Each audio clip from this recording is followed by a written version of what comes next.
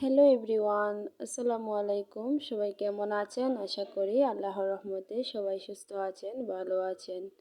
তো আজকে আপনাদের সাথে খুবই সিম্পল একটি রেসিপি শেয়ার করব, যেটা কিনা হাতে মেখে ছোটো মাছ রান্নার রেসিপি।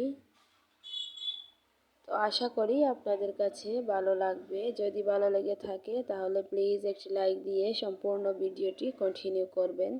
তো এখানে আমি ছোটো মাছ নিয়েছি, ভালো করে লবণ দিয়ে কষলিয়ে মাছটাকে আমি 3-4 বার ধুয়ে নিয়েছি। আর এভাবে কিন্তু ছোটো মাছটা লবণ দিয়ে ভালো করে কষলিয়ে ধুয়ে নিতে হবে, নাহলে আষ্টে একটা গন্ধ থাকে, ছোটো মাছ খাওয়া যায় না।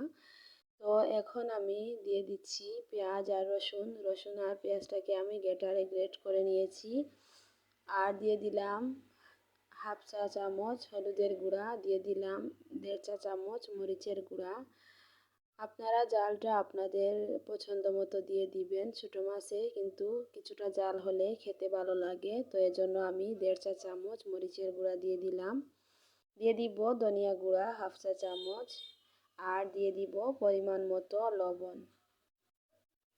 তো এভাবে কিন্তু হাতে মেখে ছোটো মাছটা রান্না করলে খেতে খুবই সুস্বাদু হয়। আর এই মাছটা কিন্তু নদী থেকে ধরা মাছ। আমি এই মাছগুলো কিনে আনিনি, আমাদের গ্রামের বাড়ি থেকে পাঠিয়েছে। তো এই মাছটা রান্না করলে কিন্তু খেতে খুবই সুস্বাদু হবে। কিনে মাছ রান্না করলে যতটা স্বাদ হয় তার চেয়ে বেশি স্বাদ এই মাছটা নিজের হাতে ধরে বা তারপর রান্না করলে।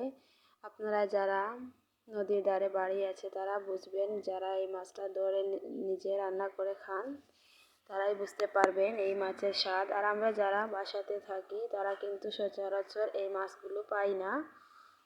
এখন আমি এর মধ্যে বেশ কিছুটা তেল দিয়ে দিলাম, দিয়ে হাত দিয়ে ভালো করে মাখিয়ে নিচ্ছি। একটু আলতো হাতে মাখিয়ে নিতে হবে। তারপর আমি এর মধ্যে একেবারে জলের পানি দিয়ে দিব। কিছুটা পানি দিয়ে আমি চুলার আঁচটা মিডিয়াম লোতে রেখে রান্না করে নেব। ছোটো মাছ রান্না করার ক্ষেত্রে আপনাদেরকে ছোট্ট একটা টিপস দেই।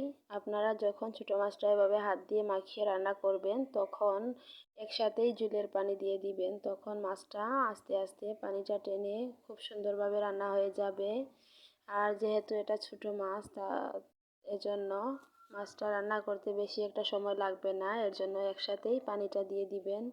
আর যদি প্রথমে পানি না দেন তারপর আবার এর মধ্যে পানি দেন, তাহলে কিন্তু মাছটা অনেকটাই ভেঙে যাবে আর মাছে থেকে কাঁটা বের হয়ে যাবে, আর খেতে ভালো লাগবে না। তো এখন দেখুন মাছটা রান্না করা হয়ে গিয়েছে। আর সবার শেষে আমি দিয়ে দিচ্ছি ধনিয়া পাতা কুচি। আর আমার চ্যানেলে যদি নতুন হয়ে থাকেন তাহলে প্লিজ চ্যানেলটিকে সাবস্ক্রাইব করে পাশে থাকা বেল আইকনটি অলে প্রেস করে রাখবেন। আর আজকের রেসিপিটি কেমন হয়েছে প্লিজ কমেন্ট করে জানাবেন। আল্লাহ হাফেজ।